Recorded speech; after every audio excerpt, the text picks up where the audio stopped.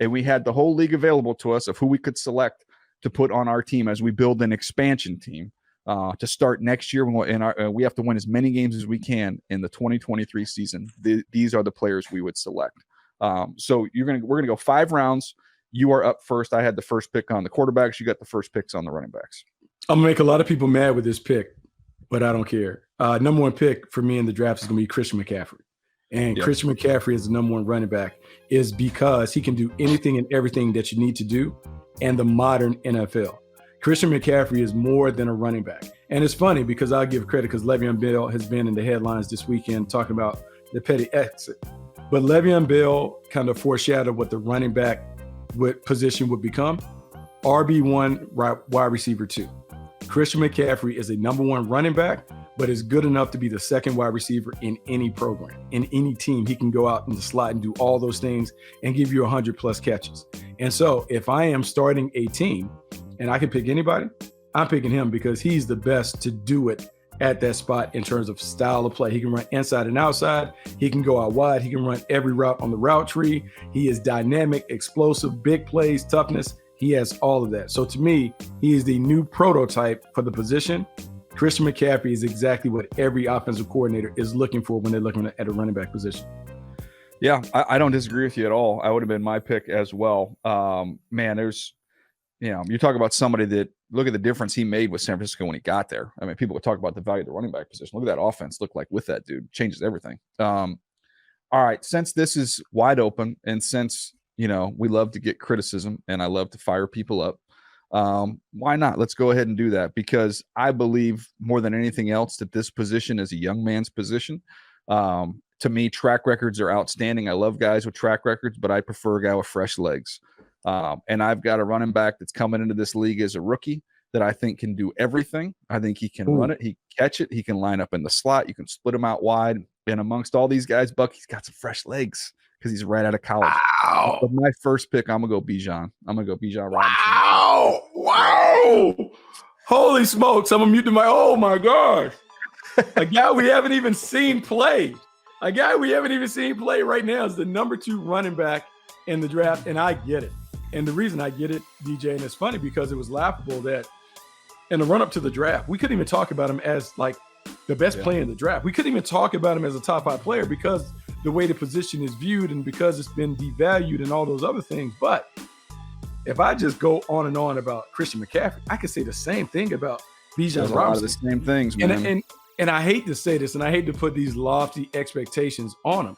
But DJ, when I watch him, he reminds me so much of LT, LaDainian Tomlinson. When you're thinking about LaDainian Tomlinson in his prime for the Chargers, and he's scoring touchdowns a million different ways, and his rookie season with Norv Turner, he catches a million balls out the backfield, and he can run it. And he's kind of like that every down workhorse who also has the ability to catch. Man, I think Bijan Robinson can do that. And even though you don't use the running back like that, if you needed to, you could. And so I'm excited to see what Arthur Smith does with him. And they take a lot of criticism for taking a running back up there when they may have had other needs. But the one thing we know about Arthur Smith, he knows how to deploy a star running back. And so now with him and Tyler Algiers, what they can do and the games that they can play with those 2 running backs, to me, it's a perfect combination. He's an outstanding player. I thought I'd just mix it up a little bit for you there, Buck. That's all. Oof, gosh, man.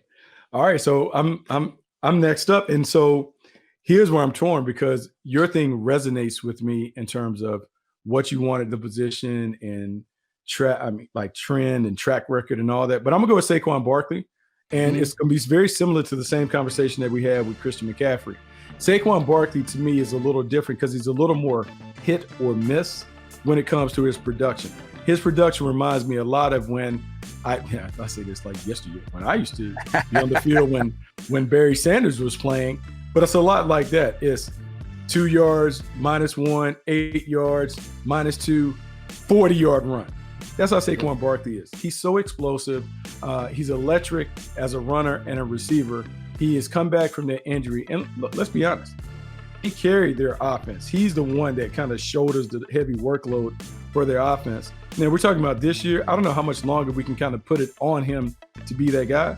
But to me, he still is the prototypical running back that everyone wants because he can do so much as a runner and a receiver out the back.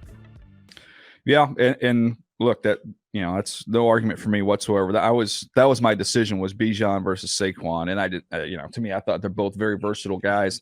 I took the younger guy, just going with a little bit fresher guy. Now, I've said all this. I've got a young guy. Now I'm going to come back with somebody who's got a little bit of a track record here. But Austin Ekeler, Buck, I see him every week. You've seen him a couple times doing these Charger games. You see him live. Caught 100+ passes last year.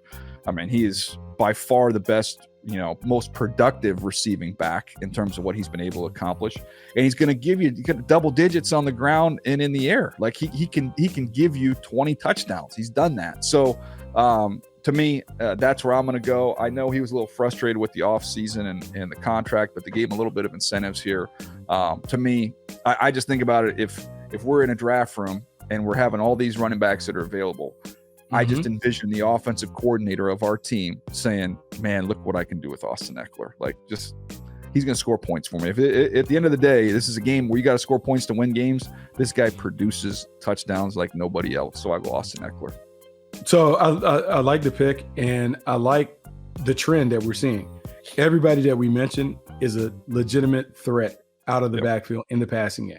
And it's very, very hard to imagine taking a running back high if they can't give you anything as a receiver in the passing game. You have to be able to be a multifaceted playmaker out of the backfield. So the next guy I'm gonna go to the Las Vegas Raiders. I'm gonna take Josh Jacobs. I'm taking Josh Jacobs because he gives you a little bit of the new school, but still he's an old school runner. This is a guy who is physical. He's tough. He does a great job of punishing guys at the end of runs. You look at his stat line. He was the leading rusher last year. He had over 1,600 yards. He had 12 touchdowns. And I am one. And I don't know if we talked about this, but in terms of big plays, he had 70 runs over 20, 2 runs over 40. He had a long of 86. He's old school workhorse back who, remember, coming out of college, this is one of the things, because I remember you and I were split on him. You really liked him. I was like, man, I don't know if you can take anybody who hasn't had enough production. But because he didn't have a lot of mileage, you now can run him hard in the pros because he doesn't have the quote unquote injury history. He doesn't have any of that stuff that might have plagued some of the others coming in. Low mileage, high yield. We've seen that since he's entered the league. Yeah, I'm a huge fan of his game, man. Some guys are just natural runners. He's a natural runner. He can grind out tough yards and he can catch it a little bit too when you need him to out of the backfield. So I've got no problem with that pick whatsoever. Man, okay, I can go in a lot of different areas here. Gosh, there's an obvious pick. There's an obvious one that's out there. But man, I wish I knew health-wise where this player was. But based off what I saw in limited stretches, I'm gonna go with Breece Hall here with my next one. Ooh, yeah, before the ACL. Yeah. I thought he had a legit chance to lead the league in rushing last year. He was on his way. Fire there with the Jets. Then unfortunately that game in Denver, he goes down. Elijah Vera Tucker goes down. Their season was over. Like that was a wrap. Mm-hmm. He made that whole thing go. So, in terms of where he's going to be at the start of the season, maybe you got to ease him into it a little bit. But as somebody with size, speed, the ability to really catch the ball, make people miss, do things with the ball in his hands, I'm going there. So I'm again, Eckler's my veteran, but I'm surrounding my veteran with as many young studs as I can. So I'm gonna go Breece Hall. Oh man, I can just see it because there are 4 picks left. We got Breece Hall going off the board before some notable names. Oh yeah, we got some notable names. Some guys that have done it for a long time in the league. But as you have stated, it's a young man's game, and you want young, fresh, dynamic. And I know this, and I'm sitting there saying, and I'm looking at the list. I'm looking at Derrick Henry and Nick Chubb and some of these other guys, but Travis Etienne, he's screaming my name. He's calling my name because I'm looking at what he was able to do his first season with the Jags. Last year was his first season because his rookie season he didn't play. But you can already tell that he is going to get a hefty workload in terms of running, receiving. We saw him have flashes. We saw him put some big plays out there. And I'm looking at him. He quietly had 1,100 yards. He had it on only 220 carries. We talked about explosive plays, 8 20-yard runs, 4 40-plus yard runs, caught the ball out the backfield. He has speed to burn, and in an offense that should be more wide open this year, he's going to have more space to run because Calvin really is going to change the equation when you have him and Christian Kirk and Evan Ingram and Zay Jones, Travis Etienne is going to be a big force. And I think you may see fewer rushing yards, but maybe more of an impact as a receiver. Guy's good. So I'm going to take him. Yeah, I like that. In fact, that was going to be my number I was going to throw at you, because I always like to, during these episodes, I did it last week, look at some next-gen stat stuff and see what pops. So I did it with running backs this week, Buck, because obviously we're having the running back draft. So I went rushing yards over expected, guys that had at least 50 carries. So, what they're expected to get, they exceed it by this number. Number 2 on the list was Travis Etienne, 263 yards over expected. So average 5.1 a carry. He was excellent. So I love that pick there. The thing is, the guy that was the top of that list was one spot over and was Nick Chubb. So I'm going to go Nick Chubb, who had more rushing yards over expected than anybody else in the league. And people might be looking at this and say he should have been gone a lot earlier. I can't argue with that. We kind of went with the younger, fresher bodies, but nobody runs as physical and as violent and as tough as Nick Chubb. So I'll go Nick Chubb right here. Oh, I like that. And look, he was next because I was like, Nick Chubb, I'm not going to have the dog pound at me. At some point, I was going to fall on the sword and I was going to take him. I mean, the guy rushed for 1,500 yards. Yeah. He had 12. TJ, like, it's funny, right? I just talked about all those big plays. He had the most 20-yard runs, 20-plus yard runs in the league with 13. Physical, I think he and Deshaun Watson are going to make the Browns kind of sneaky as an outside contender. It's a talented team, man. It's a talented team. So if they get it together, they could be a problem. All right, I got the last one, and this is tough, man, because I'm sitting here and I'm looking at the guys that are on the board. I got Aaron Jones on the board. I got Derrick Henry on the board, Miles Sanders, but I am going to go a little bit nothing, guys. I'm going to go with Najee Harris from the Pittsburgh Steelers. And I hope we haven't already wasted Najee's best days the first 2 years in the league, because I felt like he was running into a brick wall those first 2 years, even though he's gone over 1,000 yards each season. But this year should be better. Kenny Pickett being more confident, more comfortable in the offense. George Pickens, who I expect to emerge as a big breakout star, should give him more room.